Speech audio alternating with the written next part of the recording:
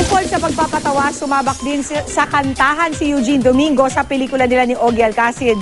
Biro pa ni Uge, may eksena sila ni Ogie na ikaseselos daw ni Regine Velasquez. Makichika kay Kata Tibayan. Sunod-sunod ang naka-lineup na pelikulang pagbibidahan ni Eugene Domingo sa taong ito. Pero ang pelikulang Ay Dubi-Dubi-Du raw ang talagang hindi niya kayang i-turn down. Panibagong hamon kasi sa kanyang career ang musical comedy na tema nito.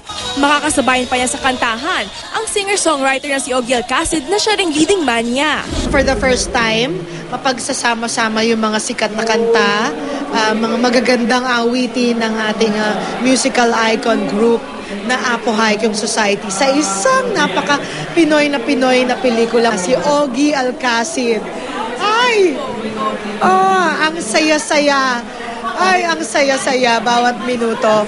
Hindi ako magtataka kung bakit talagang na-inlove sa kanya ang Songbird. Kumuha pa nga raw si Uge ng voice lessons bilang paghahanda sa pelikula. Pero kung meron siyang dapat paghandaan, ito ang bed scene nila ni Ogie. Siyempre mag-asawa kami doon Ano ba naman ang mga eksena ng mag-asawa? Di ba alam mo na? Papaturo na lang ako kay Songbird. Sa mga nakaraang interview, pabiro na ikinuwento ng issue Songbird Regine Velasquez na nagsaselos siya sa tambalang Ogie at Eugene. Ano kaya ang reaksyon ni Uge?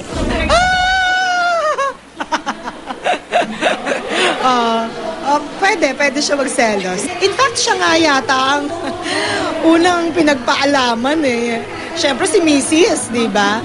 So, natutuwa naman ako at napagbigyan nila. Kata Tibayan updated sa showbiz happenings.